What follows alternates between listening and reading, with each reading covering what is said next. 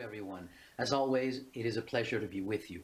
Now, I have talked about stem cells and Revitablu many times in the past, but recently a number of people asked me whether stem cells and Revitablu could play a role as an anti-aging strategy. And I was somewhat surprised by the question because the answer is a resounding yes. Stem cells play a very important role in anti-aging, and Revitablu is probably one of the strongest anti-aging products that is available to you today.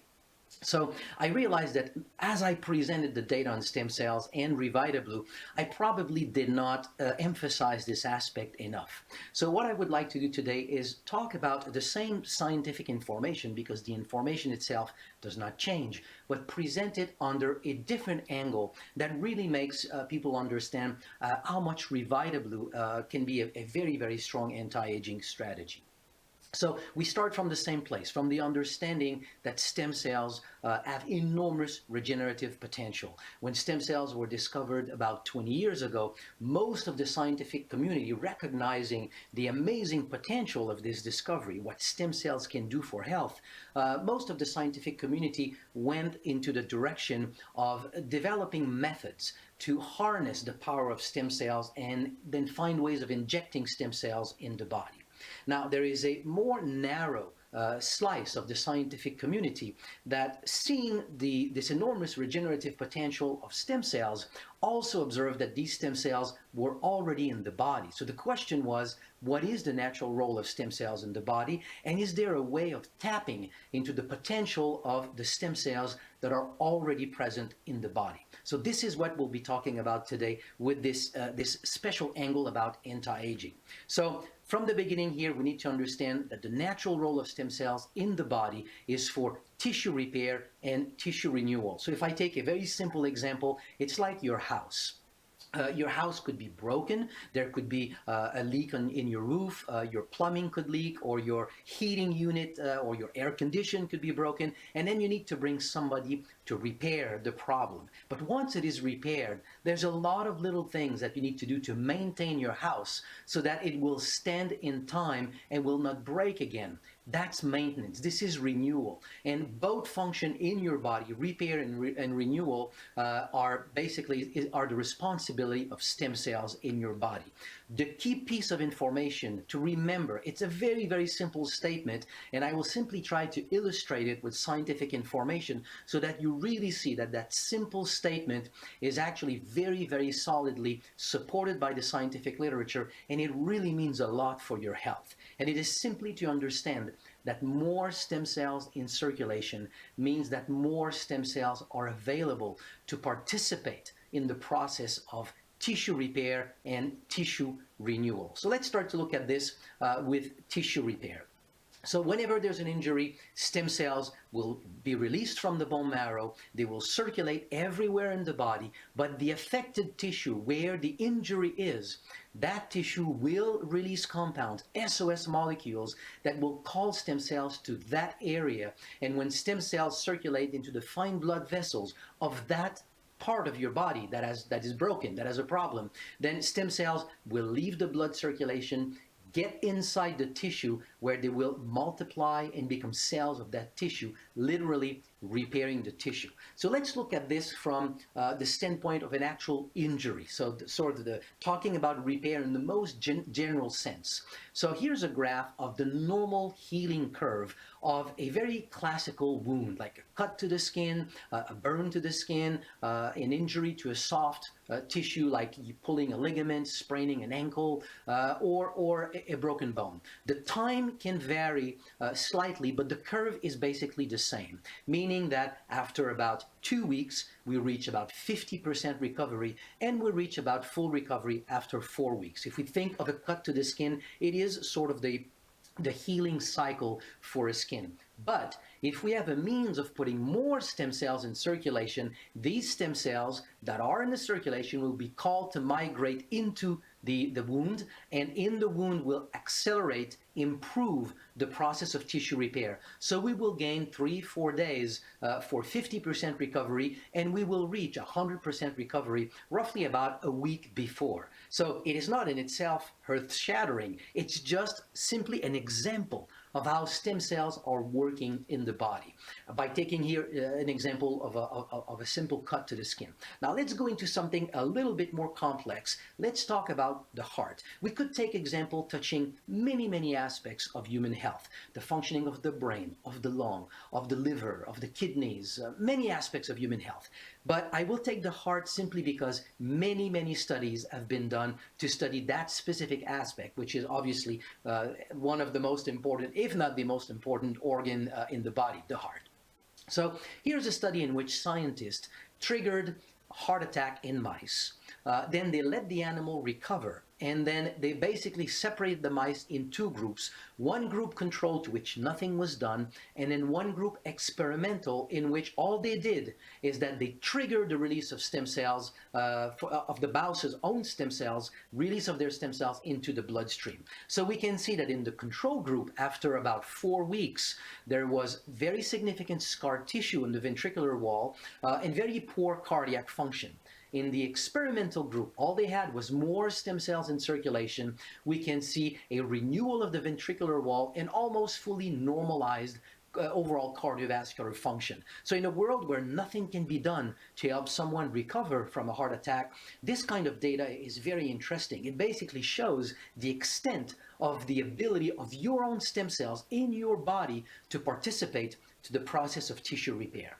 Now, one of the consequences, if we're tapping a little bit into anti-aging, one of the consequences of a heart attack or simply aging of the heart, a weakening of the heart, is an enlargement of the heart. In order to pump in an effective way, in a strong way, a heart must be compact. It is distended with each heartbeat, but it has the ability to really contract strongly and eject blood out of the heart.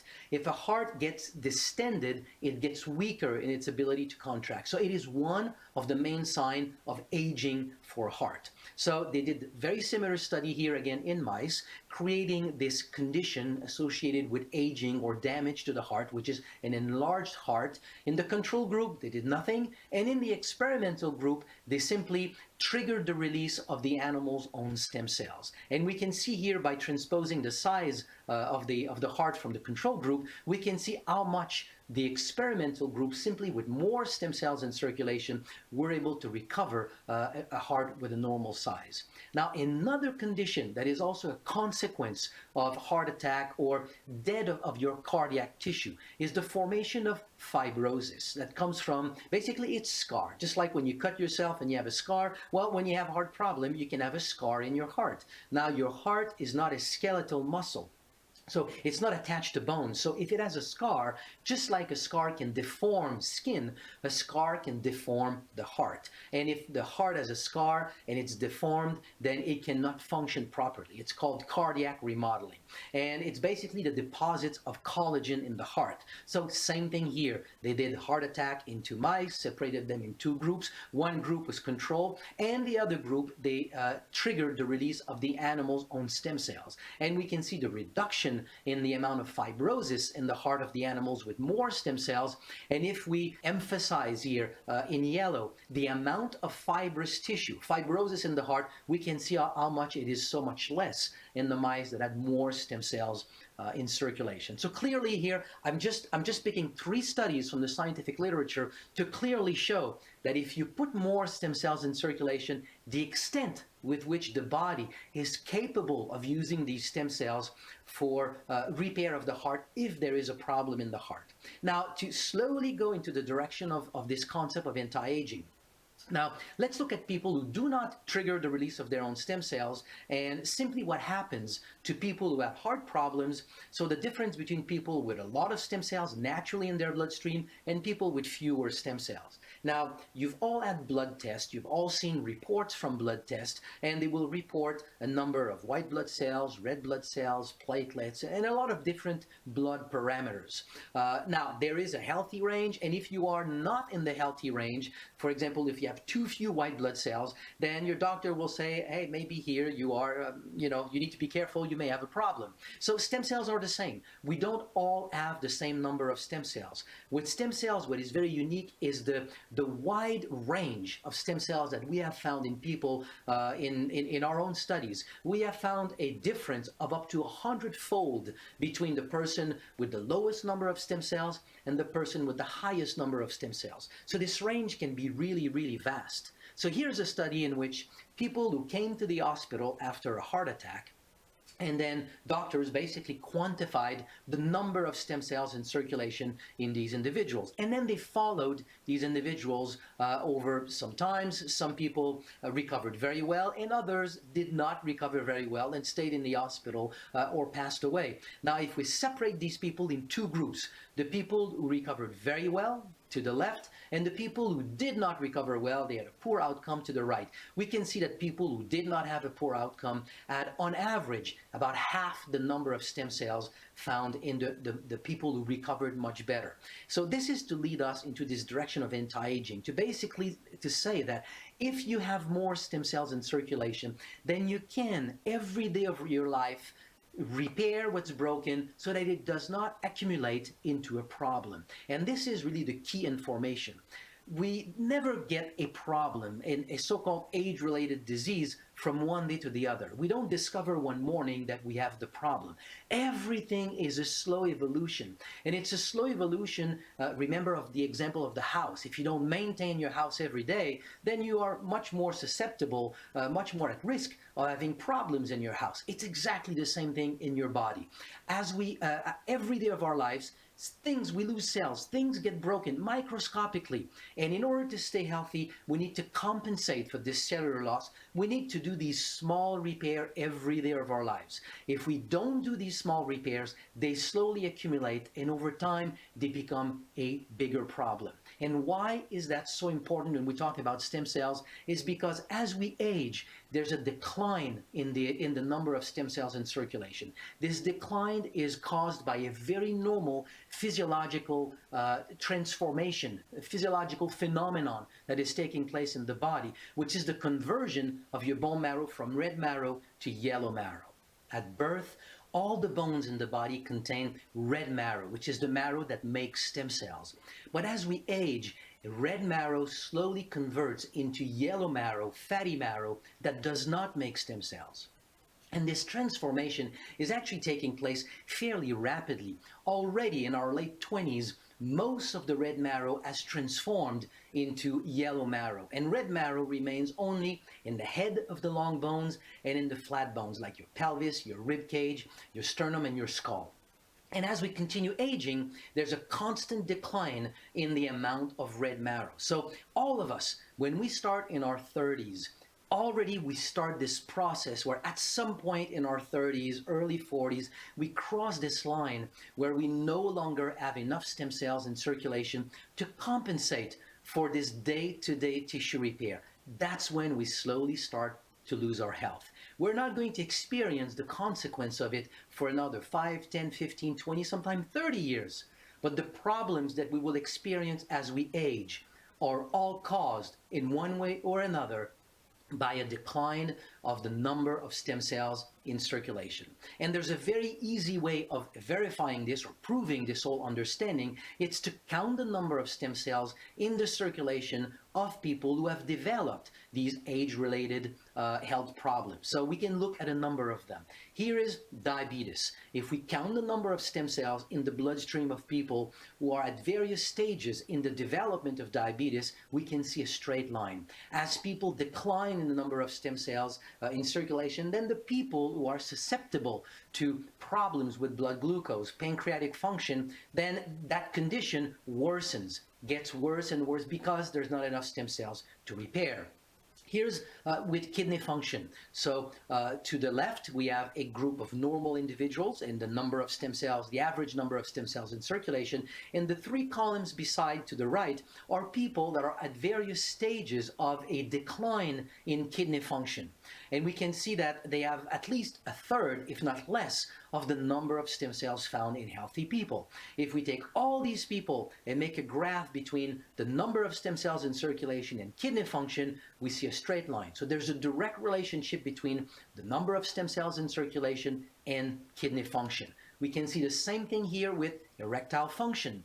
So to the left, we have a group of healthy individuals, and to the right, people who went to see their doctor to complain for poor erectile function. And if we look at the average number of stem cells in circulation, we can see that people who complained of poor erectile function have on average about half the number of stem cells found in healthy people.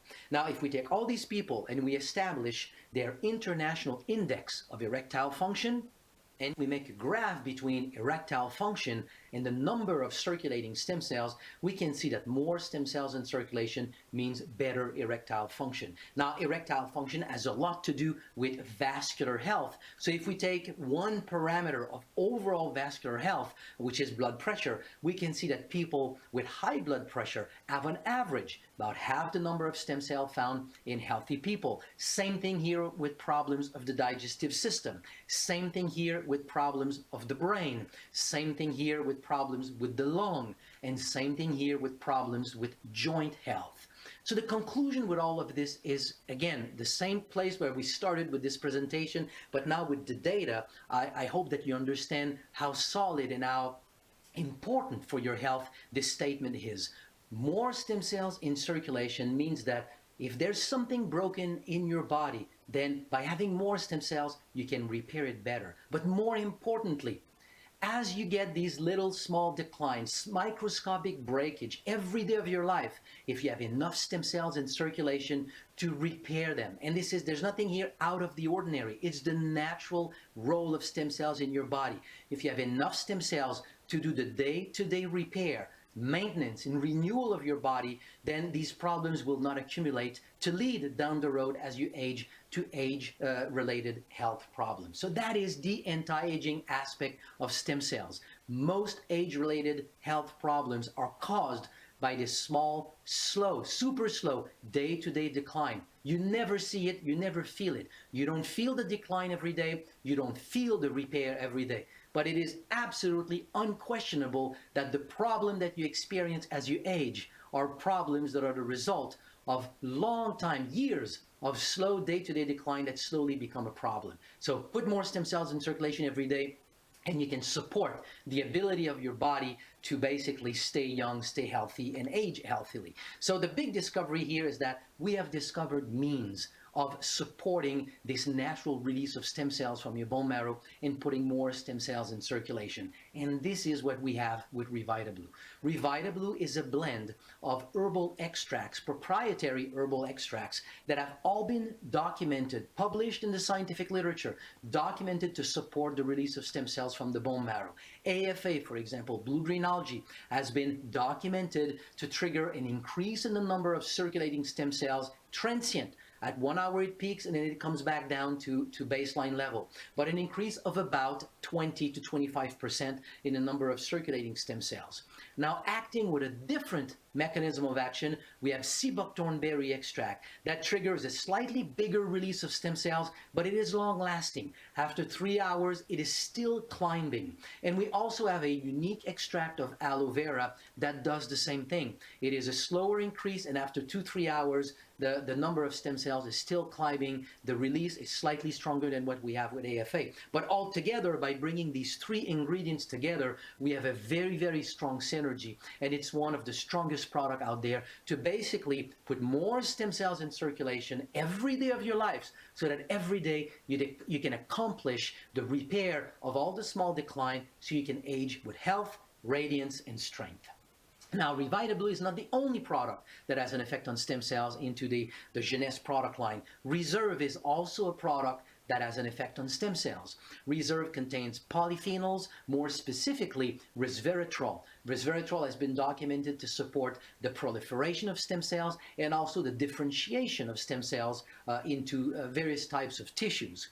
Resveratrol and polyphenols found in Reserve also will reduce the oxidative stress in the overall blood circulation, and that also will be a secondary benefit because it's going to help stem cells released by Revitablu or already in circulation into your body to better identify what are the tissue that are in need of repair.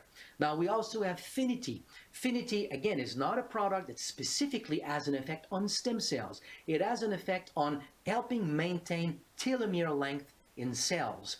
But the greatest leverage that you obtain by maintaining telomere length is in the cells that already have long telomeres. By maintaining telomeres length at that stage in a new cell, then you can really prolong and multiply the life of that cell over time. So, and what are the new cells in your body? Well, they are stem cells that have just differentiated into tissue cells. So as you take Revitablu and you put more stem cells in the body and you enhance this natural ability of the body to repair and maintain, then Finity comes and supports then this process into your tissue. Now, as your tissue are being renewed, all your tissues, not just your skin, then you also need one of the main components found in all your tissues, and it's collagen. Now, and you have this with Nara. Now, with Nara, we oftentimes talk about the skin. It's a product that has been designed for the skin, but we cannot forget that collagen is virtually, it's the protein that is the most abundant in the body. You have it in your skin, but you have it in virtually all your tissues, in your connective tissue, surrounding all your organs. It is the matrix for your small blood vessels in your body. It is in your bones. It is one of the main constituents of your bone. So as you age, if you maintain collagen in your bones, well, something that is flexible does not break. So the reason why bones get more fragile as we age is to a large extent because we also have a decline in the amount of collagen. So as stem cells get into various tissues and they repair tissue, they need to have the building blocks for rebuilding proper the framework, the soft skeleton of tissues, and this is built by amino acids that are found in collagen. So these are the products that I wanted to talk about. I hope the message now was more clear. So with the question as to whether stem cells or Revitablu can play a role in anti-aging, well, the answer is a resounding yes. It is probably within the Jeunesse product line and with all the products on the marketplace, probably one of the strongest anti-aging product. Thank you.